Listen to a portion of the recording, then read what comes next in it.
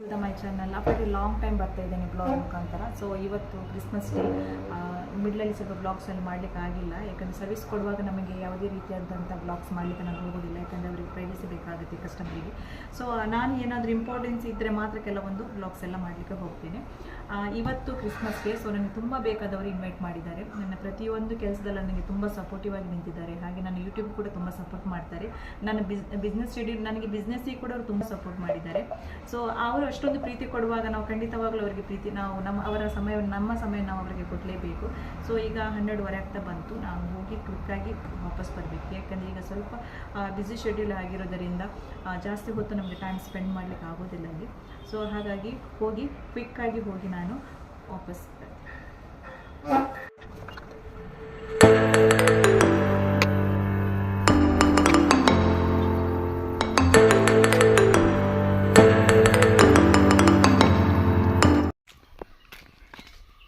ನೋಡಿ, ನೇಚರಲ್ಲಿ ನೋಡುವಾಗ ತುಂಬ ಖುಷಿ ಆಗುತ್ತೆ. ಈ ಸ್ವಲ್ಪ ಅಂದರೆ ಇಲ್ಲಿ ಒಳಗಡೆ ಅಷ್ಟು ವೆಹಿಕಲ್ ಎಲ್ಲ ಬರೋದಿಲ್ಲ, ಹಾಗಾಗಿ ಅವರು ಇಲ್ಲೇ ಅವರಂದರೆ ಅವರ ಅಂಗನವಾಡಿ ನೋಡಿ, ಇಲ್ಲೇ ಒಂದು ಅಂಗನವಾಡಿ ಇದೆ, ಅವರೇ ಸ್ಟಾರ್ಟ್ ಮಾಡಿದ್ದು ಇಲ್ಲಿ.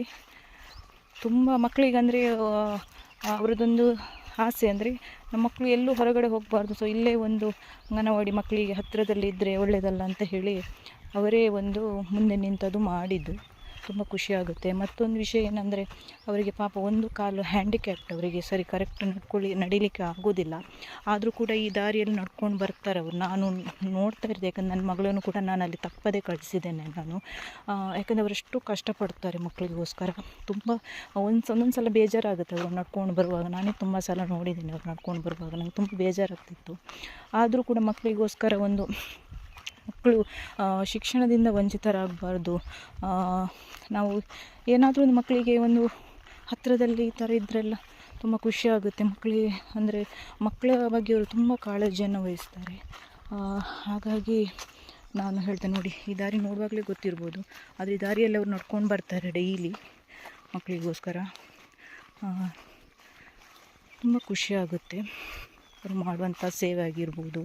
ಇಷ್ಟು ಆ ರೀತಿ ಇದ್ದರೂ ಕೂಡ ಕೆಲವರಿಗೆ ನಮಗೆ ಎಲ್ಲ ಅಂಗಾಂಗಗಳು ಕರೆಕ್ಟ್ ಇದ್ದರೂ ಕೂಡ ನಮಗೆ ಕೆಲಸ ಮಾಡಲಿಕ್ಕೆ ಉದಾಸೀನ ಮಾಡ್ತೇವೆ ನಾವು, ನಮಗೆ ಏನೂ ಬೇಡ. ಆದರೆ ಅವರು ಒಂದು ಮಾದರಿ ಅಂತಲೇ ಹೇಳ್ಬೋದು. ಹಾಗಾಗಿ ಸಾಧ್ಯವಾದಷ್ಟು ನಾವು ಕೂಡ ಹೇಳ್ತೇವೆ, ಮಕ್ಕಳನ್ನು ಸಾಧ್ಯವಾದಷ್ಟು ನಾವು ಅಂಗನವಾಡಿಗೆಲ್ಲ ಕಳಿಸಿದರೆ ಮಕ್ಕಳಿಗೊಂದು ಸ್ಕೂಲಿಗೆ ಹೋದಾಗ ಒಂದು ಕರೆಕ್ಟಲ್ಲಿ ಸೆಟ್ ಆಗ್ತಾರೆ.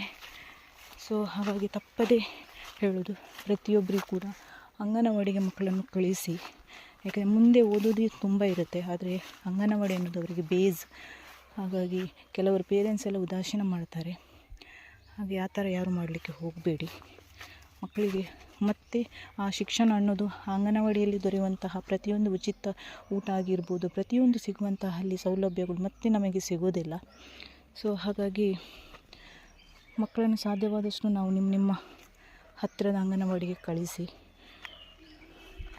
ಶಿಕ್ಷಣ ಮುಂದೆ ಅವರು ಮುಂದಿನ ಹಂತದಲ್ಲಿ ಕಲಿತಾರೆ, ಆದರೆ ಅದು ಬೇಸ್ಮೆಂಟ್.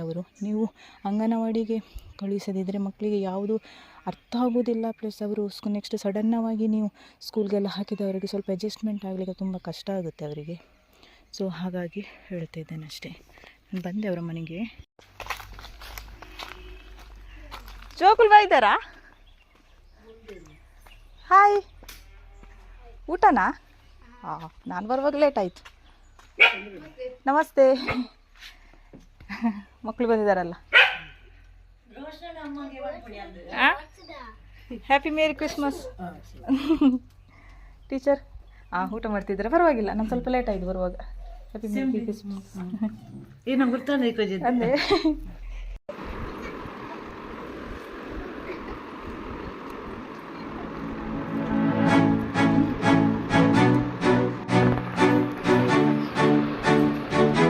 ಬಂಡೇ ಹೇಳ್ತು ಮಾರ್ನಿಂಗ್ 4 ಉಂಟು ಕ್ರಿಸ್ಮಸ್ಗೆ ಟೀಚರ್ ಕಡೆ.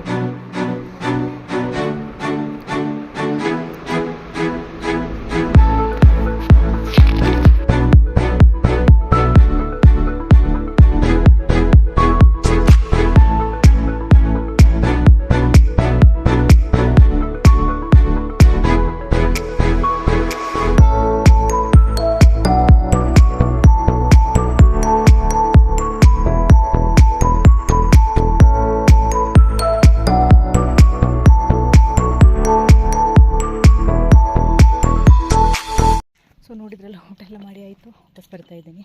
ಸೊ ತುಂಬ ಖುಷಿಯಾಯಿತು. ಅವ್ರು ಪ್ರತಿ ವರ್ಷ ಇನ್ವೈಟ್ ಮಾಡ್ತಾರೆ. ಹಾಗೆ ಪ್ರತಿ ವರ್ಷ ಅಂಗನವಾಡಿ ಮಕ್ಕಳಿಗೆ ಅವರು ಊಟನೂ ಕೊಡ್ತಾರೆ ಕ್ರಿಸ್ಮಸ್ ದಿವಸ.